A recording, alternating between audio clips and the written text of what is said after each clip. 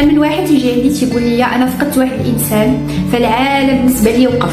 واش عمرك فقدتي شي حد او شي حاجه عزيزه عليك وحسيتي بحال الحياه تبدلات؟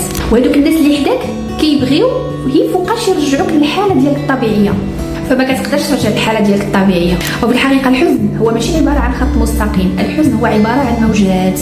ما معنى موجات؟ ناخذ واحد المثال. سيبوزون انا واحد الشخص فقد العمل ديالو او لا فقد واحد الانسان عزيز عليه، فنهار كيقدر يخرج يخدم يهضر، ونهار اخر كيحس براسو ما عندوش طاقه ما عندوش جهد ولا الجسم ديالو ثقيل بلا حتى شي سبب. فهاد لو مونك دينيرجي هو واحد الموجه ديال الحزن عايش فيها في الداخل ديالو، وهنا كيكون هو باقي ما تعاملش مع الحزن. وهنا مهم ان الانسان يرجع ليفينمون اللي خلاه يعيش ديك الحاله ديال الحزن ويتعامل معاه، وفي هذه الحاله تينقص التاثير ديالو على الجهاز العصبي. الوغ في لا بروشين فيديو غادي نعطيك لي زيتاب باش تقدر تتعامل مع الحزن. ولا عندك دي كيسيون كتب لي في لي كومونتير.